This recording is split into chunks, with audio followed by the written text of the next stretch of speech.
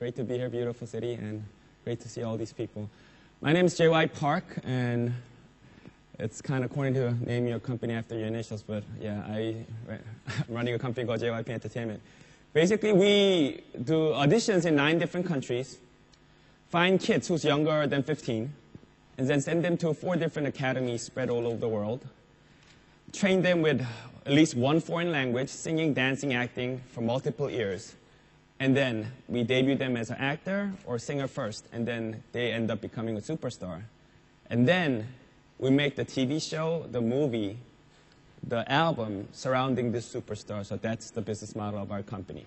So we'll play a little history of what our company does.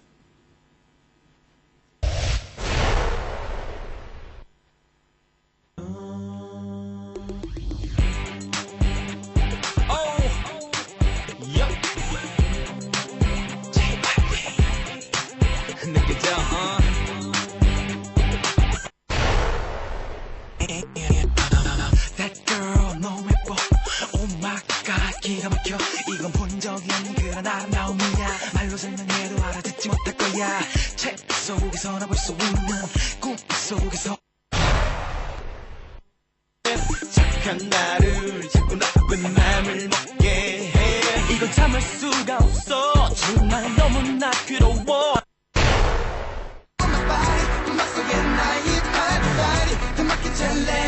내 몸이 움직이는 대로 Nobody but you.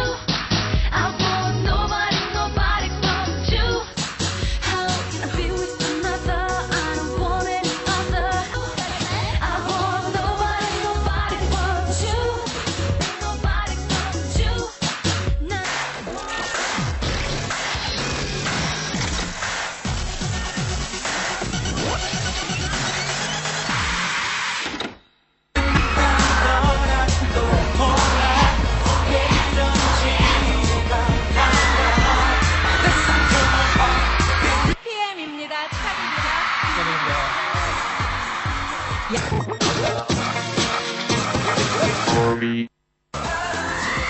짜릿함을 꺼내봐. New Minico. Listen to my heart. Ain't waiting for you. 미친 듯이 눈물이 나. 이러다 나 2 a.m. 정말 무슨 일이 날 것 같아. Pepsi. This is the story, the real thing, right there.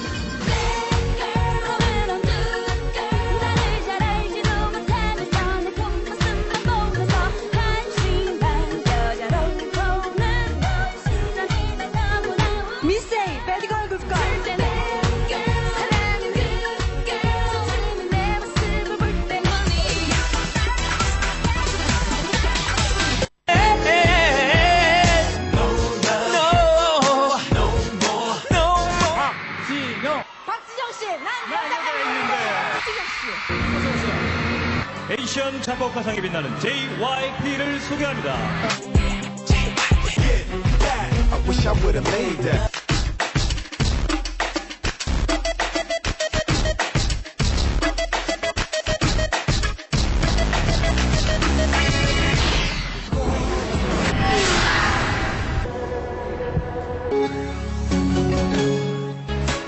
음악에 대한 열정이 날 최고로 만들었다.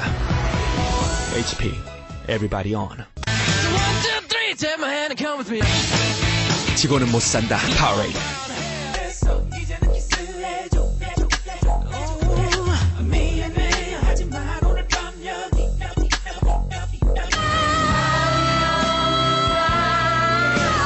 I have so much respect for the Asian American movement that's going on here. Dream high.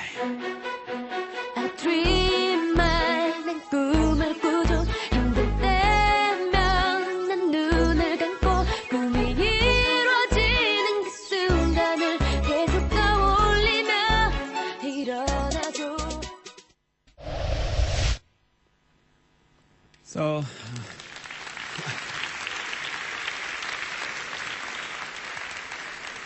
actually it's great to see Ben here because we were a normal record company till Napster came out. And as soon as Napster came out, when I saw the news, since Korea's, back then, 92% of all computers were connected to high-speed cable. So I knew it's going to hit Korea the fastest. So I had to sit down, and back then it was only 20 employees in my company, get together in a room, and I was like, okay, I think this file sharing thing is going to go crazy in Korea, so what's our next move? So we decided to concentrate on human beings instead of digital files. So since then, we concentrate on creating superstars instead of creating digital files. So actually, that's how I started my company. The big character of our company is that if you, the last part of my sizzle reel was a TV show called Dream High. I wrote the first treatment, and then we executive produced it. And I also have a academy for musicians. So all the music is either done by me or the musicians in our company. And 5 out of 8 main characters were our artists. So when we're trying to sell this TV show to a platform, it's very easy for the platform because they have to sign only one contract with our company, and they don't have to worry about any other contract because we have all the rights to the main stars, the music, and the show itself. So that's was a big business model for us for the past 13 years. We end up having 9 #1 artists in Asia for the past 14 years. And now I want to talk to you about our next move. We opened up our New York office 3 years ago. Now we're finally ready to launch a TV show and an artist in the States. My presentation is called Rebirth of Global Contents. So basically, when I'm saying global contents, I'm saying a content that generates meaningful income globally. The last global content regarding music, I think it was the New Kids on the Block in the 90s, and Michael Jackson, maybe. They had at least 30 or 45% of their income in Asia. The last TV show that had a meaningful income in Asia was, I think, in the 80s. Knight Rider, Airwolf, all these TV shows were on prime time on Asian TV. But today, the market share of American music in Asia is less than 10%. And also, you cannot see one American TV show on prime time of Asian TV. So this is fourth quarter Korean album chart. Korean entertainment market is kind of a symbol of the whole Asian market. So you'll see ranked at 71 is the first American singer's music. All are local musicians. This is the TV program, and as you see, number 46 is the first American TV show. And if you look at the Korean movie chart, first quarter this year, box office 5, 6, and 7 are American movies. 1 to 4 is all local movies. Movies up to date. The only thing that still generates meaningful income is Hollywood blockbusters because it's such big budget. Asian people cannot create their own version yet. So Avatar is ranked at #1. But starting #2 is all local movies. So why is this happening? Each region people are enjoying their own regional content. And I call this cultural localization. The biggest reason is the content creators in all different regions are now finally financially and technically, they came really close to Western content makers. So now, the biggest reason in the 80s and 90s that Asian people was watching Western movies and TV shows and music because there was a huge quality difference. So even if it doesn't reflect the culture of Asia, the quality was so good they had to watch it. But now, when the financial and technical balance got close, now they're watching contents that reflects their own language, that has their own stars in there, and that reflects their own culture. So is this over for the global contents? But I think it's not. I think it's there's a great way for rebirth of global contents. There were some really cool examples in the past couple of years. is all mixed cultural contents. You have to give a reason for each region to watch that content. For instance, Rush Hour had Jackie Chan, and it had the Eastern culture meets the Western culture thing in there. Kung Fu Panda was amazing. It had the Asian Kung Fu in it, but in a very Western approach. You probably all saw Karate Kid also with Jackie Chan and all these mixed cultural elements in the movie. I think actually it's more than, I think it's,